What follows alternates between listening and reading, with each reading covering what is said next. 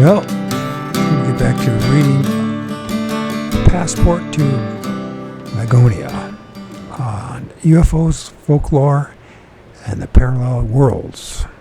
The JACQUES Vallée.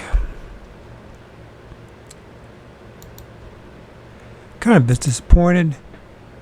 I wanted to send Robbie Lowdown and his partner, his better half, a book. And they already had it. Good thing I found out in time. As far as the books go, I'm at 16,000 words. It's not too bad for 8 days. They say if you would write 500 words a day, you could finish a book within 5.5 months. So I imagine if you double that, that would then be what, about a little under 3 months. And if you double that, it should be somewhere about a month and a half. That's kind of my goal. I'd like to get it done by then. Now we're talking about, was it something around 70,000 words? Is that what it'd be? 70,000 to 80,000 words? They say that's what you need to have in order for a publisher to seriously consider publishing a book. They're shorter ones that generally you have to do for the younger crowd. My book, I got a feeling it's going to upset a few people. Not that I intend on that, but I'm not going to lie for my truth, or anybody else's for that matter. I'm just going to share my story as it is. So far, it's been one hell of a ride. Writing and revisiting 2017. My memories of the first time I actually saw a UFO that lasted forever, it seemed.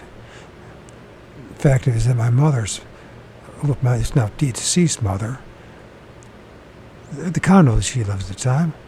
I stopped over there to see my son. Not to see my son, with my son, to see her. And in the usual verbal abuse and disapproval from my lovely mother came out. So I went outside to do what I usually do.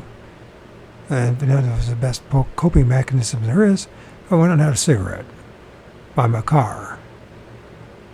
And as I was looking up in the sky, in the northeastern portion above the trees, several hundred yards above, there was a damn UFO. The exact same thing that a Brown Dwarf is filming right now, in the middle of the day. I watched that thing go from the northeast sky to the northwest sky. Actually, what happened was, I tried to film it, but my camera couldn't pick it up. Didn't have decent enough cell phone at that time, and I only used that cell phone anyways to take pictures. I think in the past 10 years, I've only been hooked up to the cell phone a total of maybe 6 months. And I tried with one of those Obama phones. That sucked. Those things just suck so bad. It wasn't even worth even doing or having. So anyways, I tried to take pictures, but it didn't show up on the camera. So the cheap Android cell phone, even by that time, 2016, was probably about 8 to 9, maybe 10 years old. So I went back in the house to tell my mom. I said, "Mom, I'm watching this thing. It looks like a UFO. It almost seems like it's flapping wings. It's moving in and out, like it might be flapping wings." I tried to encourage her to come out. She wasn't interested, as usual. Which is ironic, because my mother had a statue of an angel in her yard, in the garden they made for her. And she had those statuettes of angels and Jesus and everything else in her house. So I went back out after I used the restroom and realized that there's no point being in there. And when I came back out after about 15 minutes, like I said, it's now in the northeastern portion of the sky, slowly going west. It wasn't a bird. It wasn't a hot air balloon.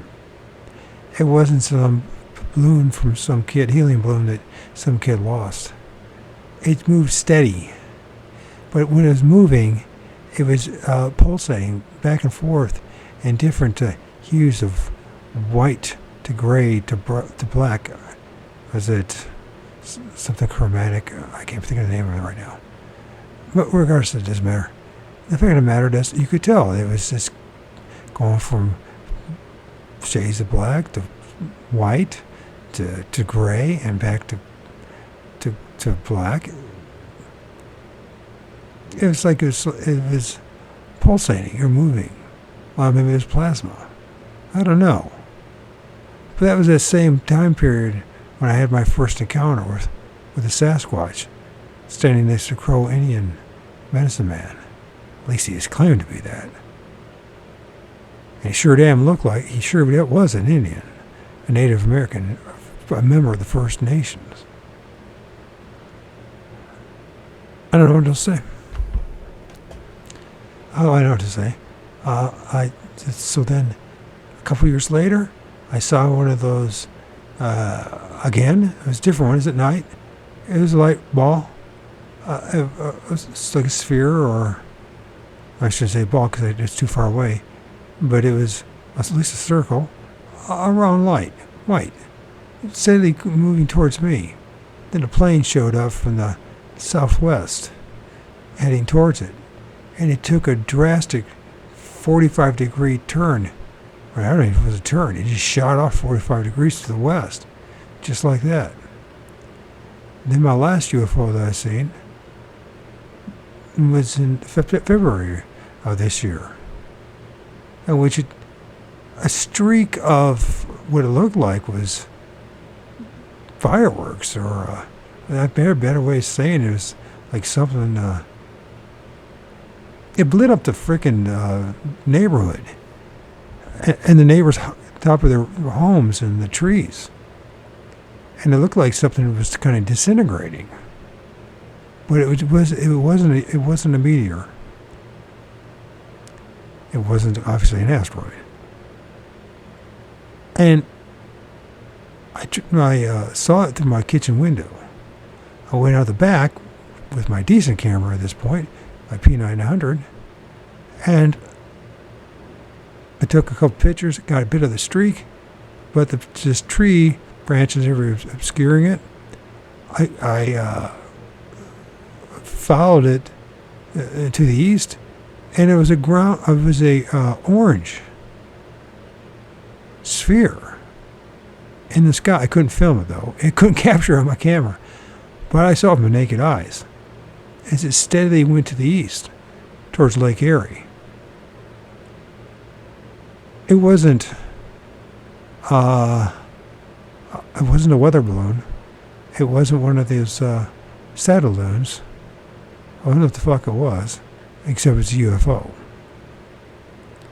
Now I've heard numerous reports of people seeing these orange globes or balls, circles, UFOs in the sky. I saw it as well. It seems I see these things when I least expect it. Now I got a guy like Brown Dwarf. He seems to have some connection. Maybe he's using that C5 program or whatever, and he seems to catch them on almost a daily basis. I don't know if that's what I want to be necessarily doing every day, although it might be kind of cool. He lives in California, so it's not that bad, although when it's raining it sucks. But, the temperature's nice, so it's not so bad to sit out there with your camera and film them. This time of year, I don't want to do that. I'm too old for that. I do go walk out my back, and takes film images of things in the sky or on the trees. Clearly, I'm filming orbs and other things that are lurking around. Is that the right word? Well, up in the sky there. I keep the magnification as close as possible because I really want to take pictures of things around me, around the trees. Not, 100 yards 200 yards or a mile up in the sky. I want to see what's around me. Some of it's dust particulates and water vapor and other things. It's particulate matter. But there's also other things going on there as well. And some very interesting and bizarre behavior that I think is worth researching, at least for myself. Not that you're already convinced anybody else that this stuff is real, because the only way you're ever going to find out if what I'm sharing with you, what I'm reading, what I'm experiencing is real, is if you have your own experiences. And this is part of the rub in this Fortean dystopic nightmare that we live in. I don't know what else to call it. It seems like it's like everyone has their own experiences, sees their own things. Sometimes there's things in common, but many times they're all varied just a little bit in behavior and the way the experience plays out. It's almost like they do it deliberately so that we fight and bicker about whether or not the guy next to you is telling you the truth or not, right?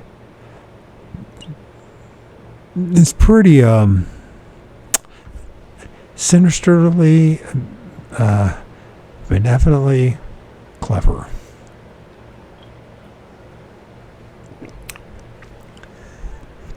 I can't say everything that I'm filming is under the understanding of what's going on here in this soul trap matrix we're in, this simulation. How many of it's holographic? How much is living sentient beings? How much are they just creatures like insects? Not insects that you and I know of, but something that's part of parallel worlds and multiple universes. Something that's maybe interdimensional, or probably could be terrestrial, like was brought up by the reading that we did with Keel. I don't know, but I guess I should get to reading here, huh? I'm happy that I do. I have been able to, I actually written 16,000 words. I never thought in a million years I'd even write 1,000 words. I know, 16,000. I guess I have a lot of things to say after the past 6 years. A lot of things to share. Hopefully somebody values it besides myself. No one knows. All you can do is just do your best. That's all we can do, right? Return of the humanoids. One night in January 1958, a woman whose name I am not authorized to publish was driving along the New York State Thruway in the vicinity of Niagara Falls in the midst of a violent snowstorm. The exact time was 1:30 a.m., and the lady was going to visit her son. Then, in the Army, she was driving very carefully, trying to find an exit, for she believed the thoroughway was closed ahead for her. Visibility was extremely bad, and she had no chance to think when she suddenly saw what seemed to be an airplane wreck on the center of the parkway. A large shape was visible. This sounds familiar. Other people had a man. Keel talked about this with a man that had a very similar experience. So a large shape was visible. A slim rod, at least 50 feet high, was illuminated and getting shorter as though it were sinking into the ground. My motor slowed down. As I came closer to my car, stopped completely. I became panicky and tried desperately to start it, as I had no lights. My first thought was to get out and see what was happening, but I suddenly saw two shapes rising around that slim pole, which was still growing shorter. They were suspended, but moving about. What is that word? Elyssi seemed to be seemed to be like animals with four legs and a tall but two front feelers under the head, like arms. Then, before I could, oh, this is a bad one. Something, whatever. The ceiling disappeared. That was a bad print right there. I'm sorry. It disappeared in shape, rose, and then I realized it was a saucer. It spun and zoomed about 10 feet off the ground and up into the air, and I could not see it where it went. The light suddenly came on. I started the car, and it was all right. I pulled up to that place and got out with a flashlight and walked over to where it had been sitting. A large hole was melted in the snow for a foot across, and the grass was showing on it. The grass was warm, but nothing was dug up around there. That one was hard to read. The lady, who met only with disbelief when she told her story to her family, reported the case in a letter to Otto Binder when his syndicated series, Our Space Age, began to appear in a number of newspapers. The most puzzling element is this account is not so much what is described, but the fact that such stories have become, since 1946, rather common in all parts of the world. To the physicist, of course, they appear unbelievable, just as the strange mannequin meant by Saint Anthony would appear unbelievable to a biologist. And yet, there are several cases on record in which similar accounts are associated with traces that can hardly be questioned. And the celebrated incident at Socorro, New Mexico, it was a policeman, Lonnie Zamora, who reported seeing two small beings dressed in white close to a shiny egg-shaped object which rested on four pads before it took off with a thunderous noise, only to become perfectly silent as it flew away. The incident took place on April 24, 1964, and was the occasion for some interesting measurements by local police officials and the Federal Bureau of Investigation man of the traces left by the object, and of some even more interesting deductions by William T. Powers. It sounds like that's a very Mormon name, Powers, on the possible mechanical construction of the landing gear. Here again we observe an emotional pattern strangely reminiscent of the medieval scene just surveyed. The witness in the Socorro case, when he was about to be interviewed, by Air Force investigators, was so little was convinced that he had observed a device of human construction that he asked to see a priest before releasing his report to authorities. Then, of course, there is a report of the Kentucky family who claimed to have been besieged by several little men whose appearance was completely fantastic. The incident occurred.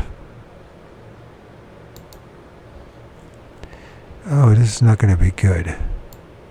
Okay, I still pull it off for now. Observations of, shit. My back is burnt, my shoulders. Oh my God. Observations of behavior of the visitors. One of the creatures was seen approaching the farmhouse with both hands raised.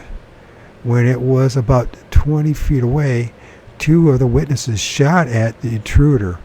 It did a flip and was lost in the darkness. Then it appeared at the window when the men came back inside the house and was again shot at. Another creature seen on the roof was knocked over by a bullet, but instead of falling, it floated to the ground. The entities had oversized heads, almost perfectly round, and very long arms, terminating to huge hands armed with talons. They wore a sort of glowing aluminum suit, which is reminiscent of the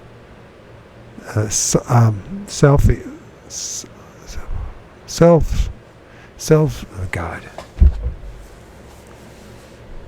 my back's hurting so bad. Sylphs of 1491. Their eyes were very large and apparently very sensitive. They always approached the house from the darkest corner. The eyes had no pupils and no eyelids. The eyes were much larger than human eyes and set on the side of the head. The creatures generally walked upright, but when shot at, they would run on all fours with extreme rapidity. Their arms seemed to provide most of the propulsion. On September 10, 1954, in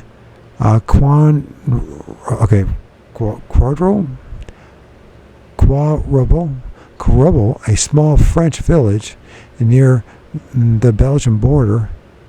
That's where my mom would probably be from, that area. She was Rh negative. She passed on to me Rh negative disease and the symptoms thereof. So not only do I have MS, but I was born with Rh negative disease. Fuck. Don't tell me this place is not a soul-trapped matrix.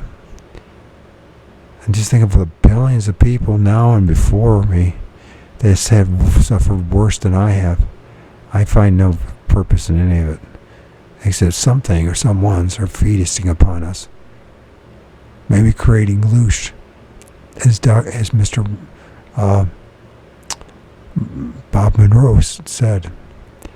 At about 10:30 p.m., Marcus DeWild stepped outside and was at once intrigued by a dark mass on the railroad tracks. Always so many things happen around the railroad tracks.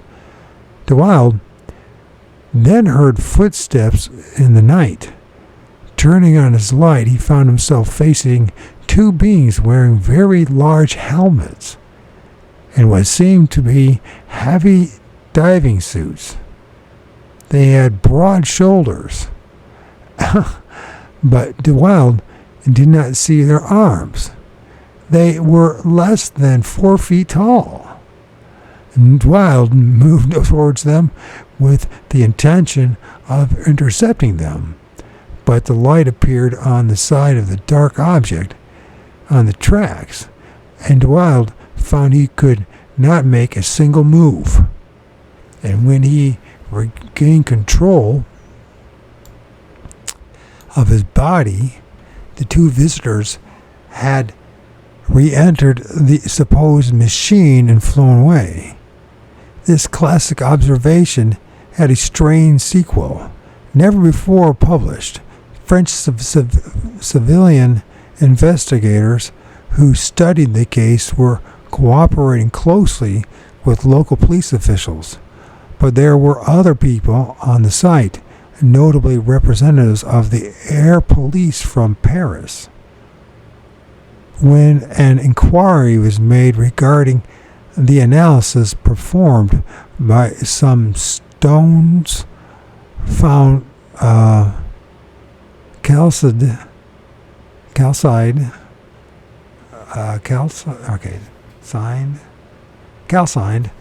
at the spot where the saucer had been seen by Dwight, it was discovered that even... I know I suck at reading, but I'm sure I have fun reading this one. Police could not obtain information as the results of the analysis. In the words of a local police chief, the official body working in liaison with the air police belongs to the Ministry of National Defense. The very name of this ministry excludes the idea of any communication. On November 19th of 1954, the following facts came to light. The police confirmed that Dwight had been a second report concerning an observation of an object in the vicinity of his home. We were later to learn that the report in fact described a landing. However, the police said Dwight and his family have decided, for fear of adverse publicity, to take no one in their confidence regarding this second occurrence. Therefore, you will find no mention of it in local newspapers. Furthermore, civilian investigators were told politely, but in no uncertain terms, that any further information on such incidences would be kept confidential by the police. Reports continue, however, and some of them would have delighted Paracelsus. On October 14th, 1954, a miner named Starovsky claimed to have met on a country road near Urchin, also in the north of France, a strange being of small height and bulky fingers with large slanted eyes and a fur-covered body. The midget, less than 4 feet tall, had a large head and wore a brown skull cap,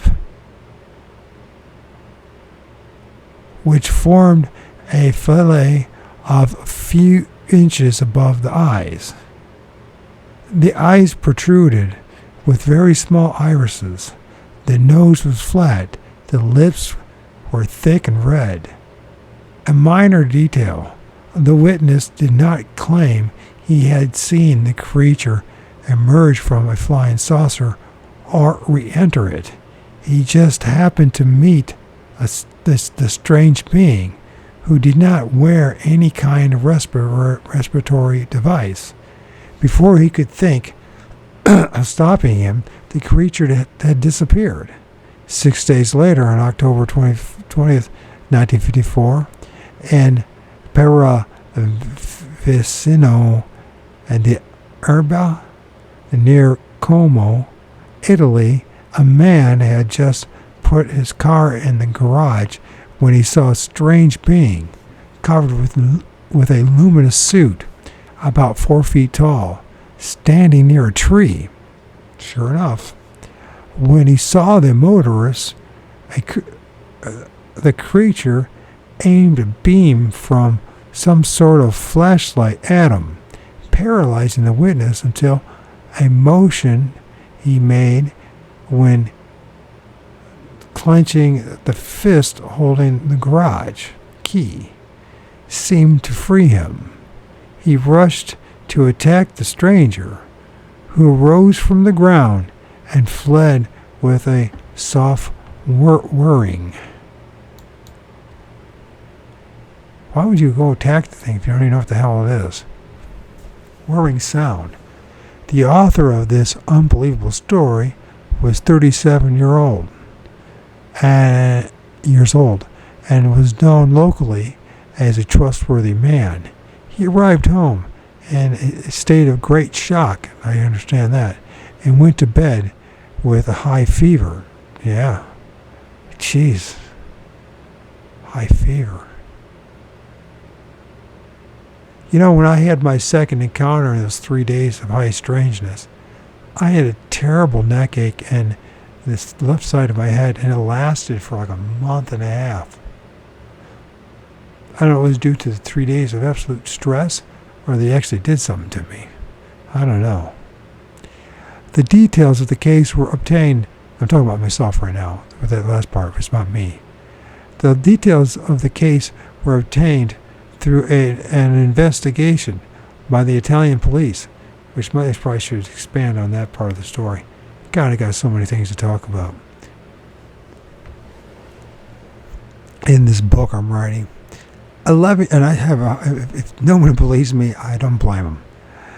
11 years later, the files of landing reports and strange creatures associated with them had become very thick indeed.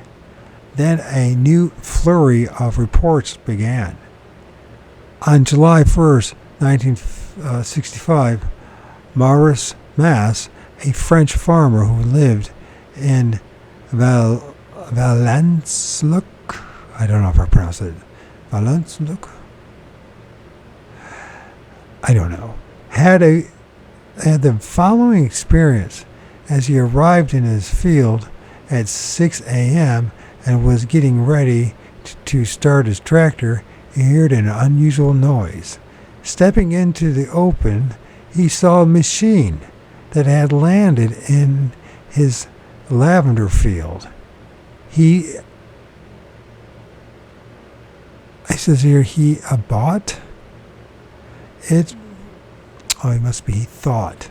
He thought it must be some sort of prototype and walked towards it with the mind to tell the pilots in no uncertain words to go find a mother landing spot for their contraption. So I made this mother effing landing trap. That was right. It was only when he was within 20 feet of the machine that he came in full view of the scene and realized his mistake. The object was egg-shaped and had a round cockpit. Egg-shaped with a round cockpit. Was supported by 6 thin legs, like an insect, and a central pivot. It was not bigger than a car, and front appearing to examine the lavender plant were the 2 pilots. They were dressed in one-piece greenish suits. Grayish-greenish. On the pilots, on the left side of their belts was a small container.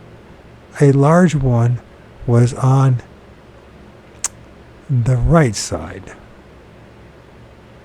They were less than 4 feet tall and had human eyes, but their heads were very large, about 3 times the volume of a human head. They had practically no mouth, only a very small opening, without lips. They wore no respirator device, no headgear, and no gloves. They had small, normal hands, and when Massey came upon them, they seemed to become suddenly aware of his existence, and yet it was without any indication of fear or surprise that one of the pilots took a small tube from its container and pointed it at Massey, with the result that the witness found himself suddenly incapable of movement.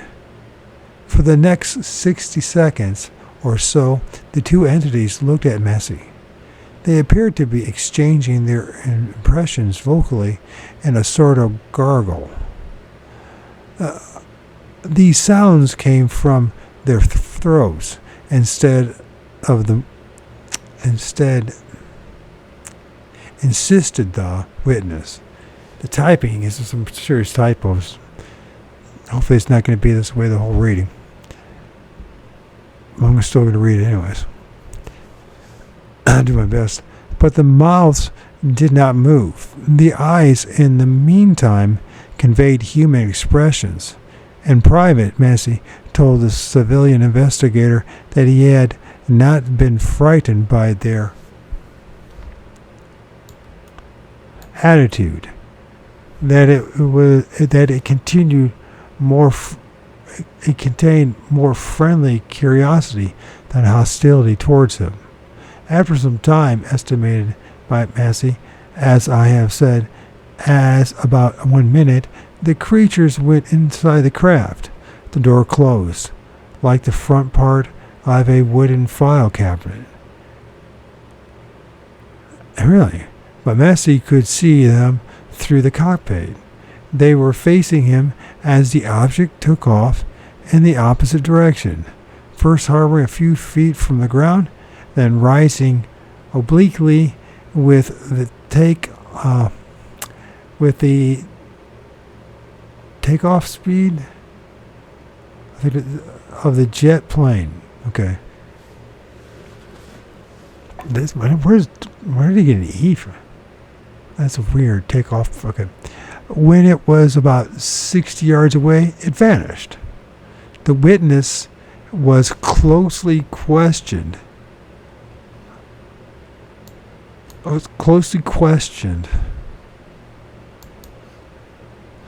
On this last point by French scientists who were privately interested by the case, but Massey insisted he could not say whether the object went away so fast that the eye could not follow it, or whether it actually disappeared.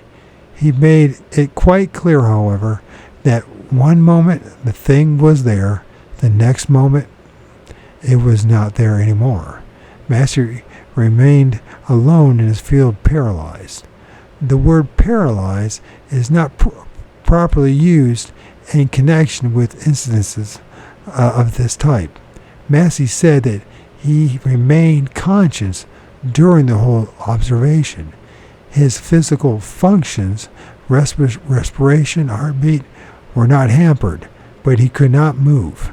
Then he became very frightened indeed, alone in the field, unable even to call for help. Boy, do I know about that. Massey thought he was going to die.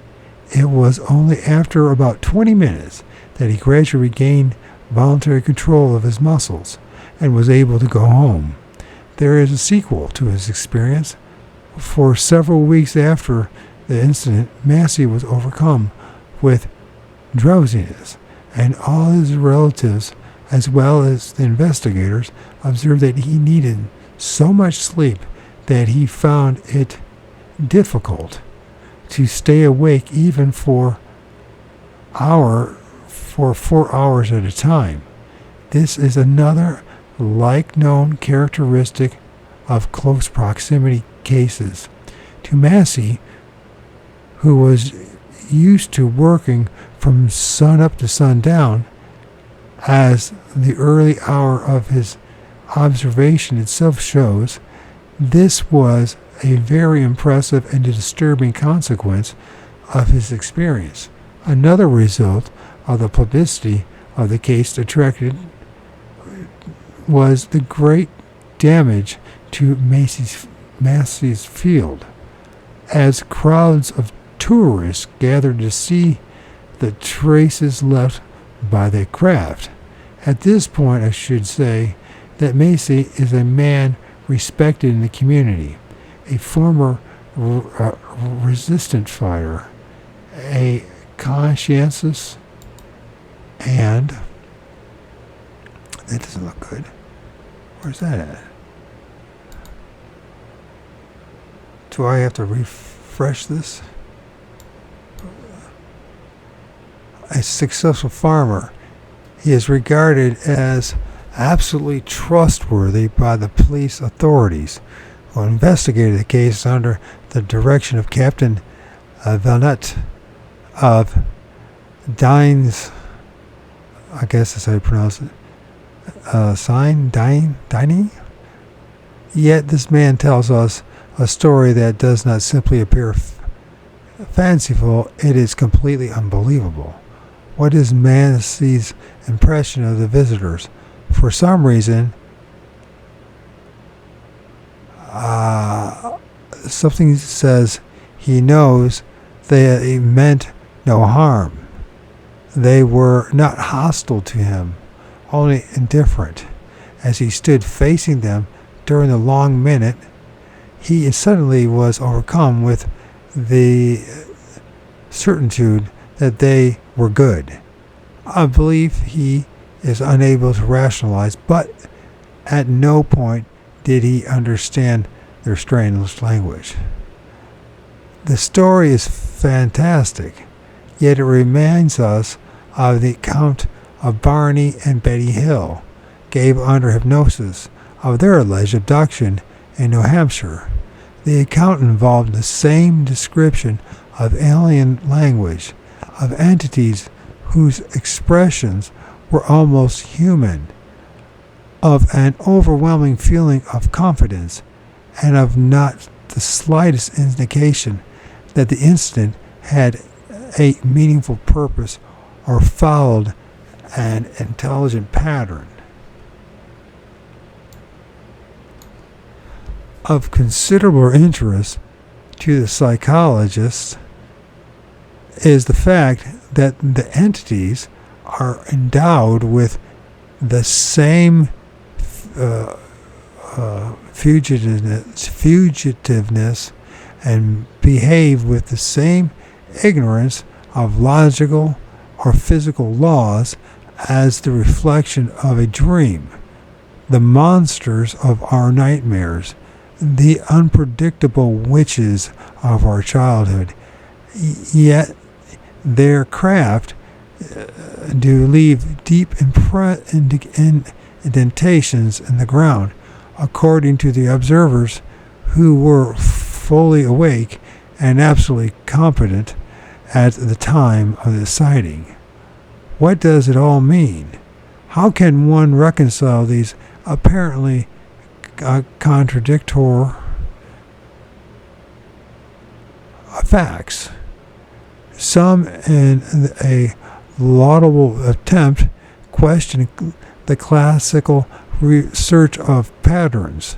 It is necessarily true, they ask, that we would detect meaningful patterns in the same sense of our own intelligence level and the behavior of a superior race.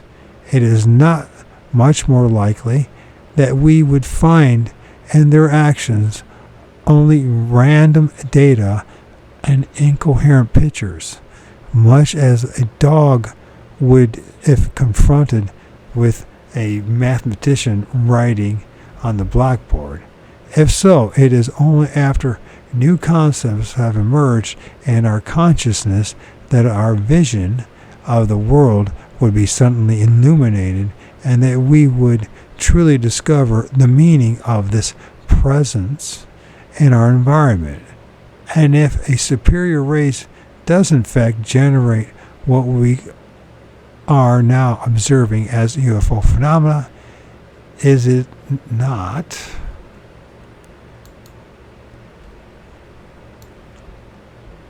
precisely with the purpose of changing the course of human destiny by presenting us with evidence of our limitations and technical... See, that's 22. Let's make sure that we are... So, yeah, well, it's all kind of chopped up a little bit. Precisely with the purpose of changing the course of human destiny by presenting us with evidence of our limitations in technical as well as mental realm. This theory, which has been presented in particular by the French science writer Amin Michel or Michel, so is it Amin? I don't even know how to speak French. Amin Michel, and several brilliant books and articles, is perhaps the most intriguing that has been put forward to date. It does not attempt, however, to answer the question of the nature of objects. Children of the unknown, if they are not real, should we see these rumors as signs that something in human imagination has changed, bringing into a new light uncharted areas of our collective conscious? They may be only children of our fancy and our love for them akin to our love for Batman and Cinderella, but they may be real. Modern science rules over a narrow universe, one particular variation on an infinite theme. In any case, it is important to understand what needs these images fulfill, why this knowledge is both so exciting and so distressing to us. Such is the subject of this book. Precisely, so it's the duplication of that page. And that's the end of that. Then we're in chapter 2, the good people. But I'll read that next time.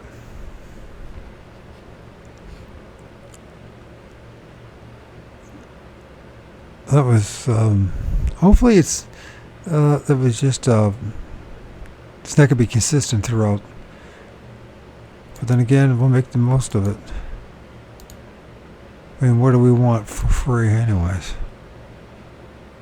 You're going to try, go all the way.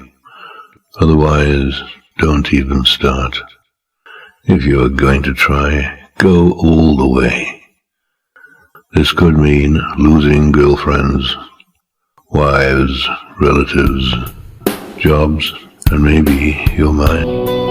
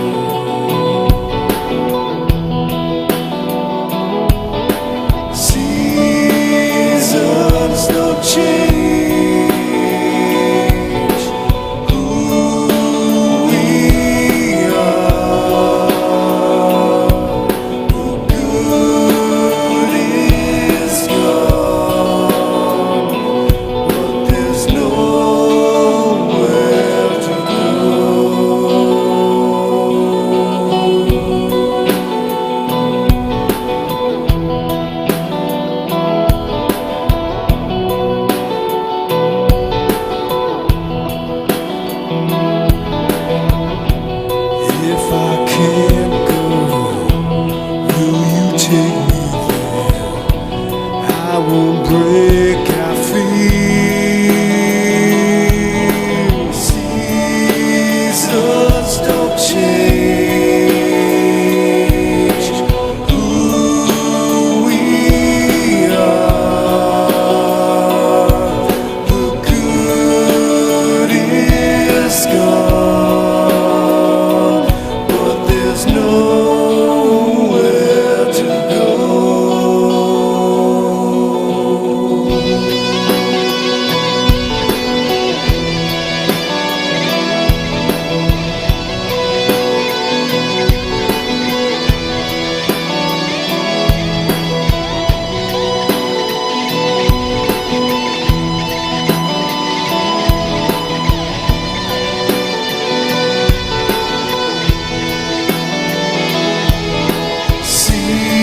Seasons don't change.